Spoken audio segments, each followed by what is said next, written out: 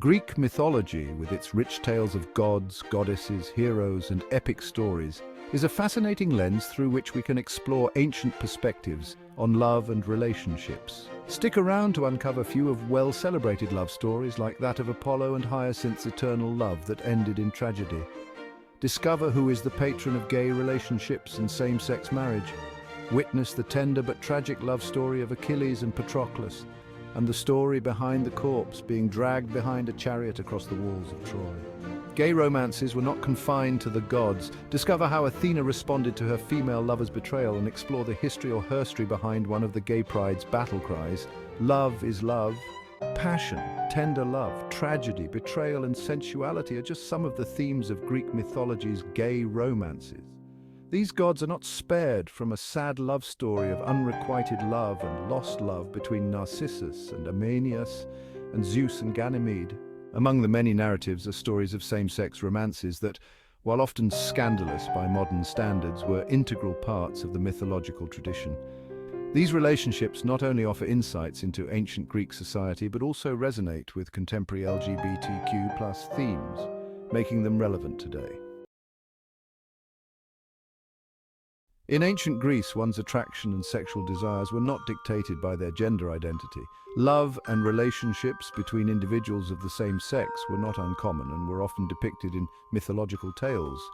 These stories, involving both gods and mortals, highlight a complex and nuanced understanding of sexuality that transcends the binary norms often imposed by later cultures. The acceptance and celebration of such relationships can be seen as a reflection of the broader social attitudes of the time, where love and desire were viewed through a more fluid lens.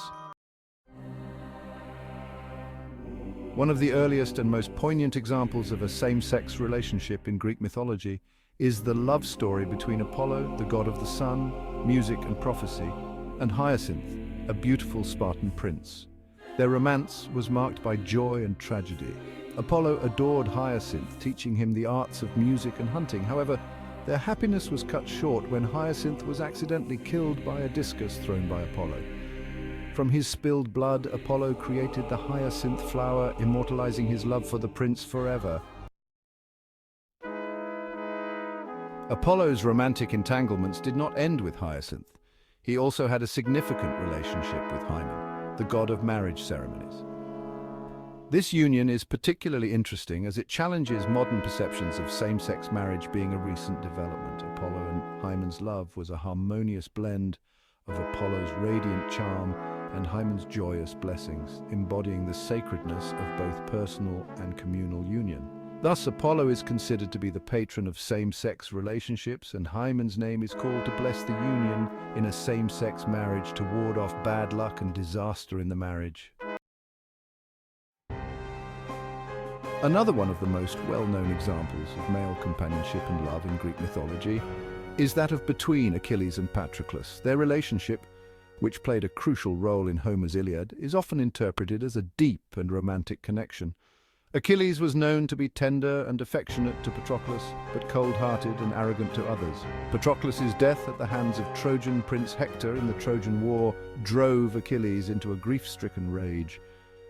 Achilles went to the battlefield and killed Hector himself. Out of rage, Achilles drags his corpse by the heels behind his chariot. Achilles, in agony, holds Patroclus's corpse and smeared himself with ash and fasting. He requested that when he dies, his ashes be mixed with Patroclus's and put in a vase. This gesture is profoundly romantic and hard to assume that there is no deep affection, at least from Achilles. While the goddesses are less frequently highlighted in discussions of same-sex relationships, Athena, the virgin goddess of wisdom and warfare, and patron of the city of Athens, is an exception. Athena's affection for Myrmex, a mortal girl, was a gentle and protective relationship. Among the multitude of maidens, Myrmex is her favorite as she is known for being clever and her chastity. She's so clever that she stole Athena's idea of making a plow. Athena was heartbroken at Myrmex's betrayal and punished her by transforming her into an ant. From betrayal, there goes the sad story of unrequited love. Narcissus, famed for his tragic self-love, also had a noteworthy relationship with Hymenaeus, Aeneas, a handsome young hunter, fell deeply in love with Narcissus, who cruelly rejected him. In spite of many other suitors, men and women alike, the heartbroken Aeneas took his own life and cursed Narcissus as a final plea for vengeance. The gods punished Narcissus, declaring that his love will never be reciprocated. Narcissus fell deeply in love by his reflection on the river. He became obsessed with his own reflection, as if he is seeing someone as beautiful as a marble statue. The fateful consequence of vanity and unrequited love, burned by his own self-obsession, leading to his death. Speaking of obsession, the relationship between Zeus, the king of the gods, and Ganymede, a beautiful Trojan prince, is another significant myth. Zeus was so enamored by Ganymede's beauty that he transformed into an eagle and abducted him to serve as his cupbearer on Mount Olympus. This position is considered a highly distinct role in the palace. Ganymede's presence among the gods symbolized divine approval of their relationship and illustrated the power dynamics often present in mythological narratives.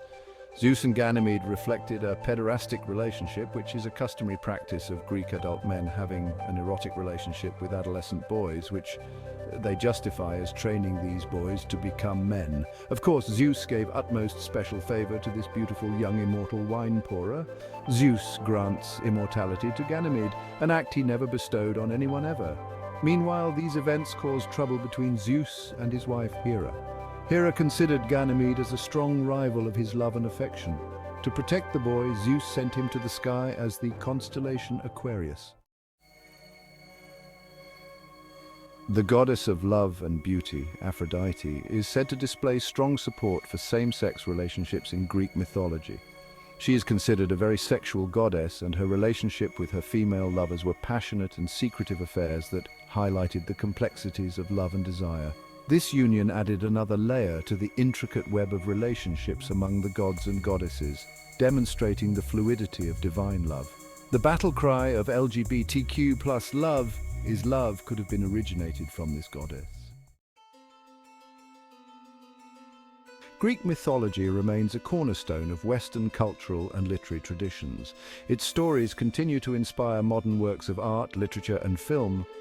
The same-sex relationships within these myths offer valuable perspectives on ancient views of love and companionship, challenging contemporary assumptions about historical norms. By examining these relationships, we can better understand the cultural heritage of the LGBTQ+ community and appreciate the timeless nature of love in all its forms. The acceptance and celebration of same-sex relationships in Greek mythology resonates strongly with the 21st century LGBTQ+ community. These ancient tales provide a sense of continuity and validation, showing that same-sex love has always been a natural part of human experience. By drawing parallels between mythological and modern relationships, we can foster a greater understanding and acceptance of diverse expressions of love. Greek mythology's gay romances offer a rich and multifaceted view of love, desire, and companionship. These stories, with their timeless appeal, continue to inspire and resonate with audiences today.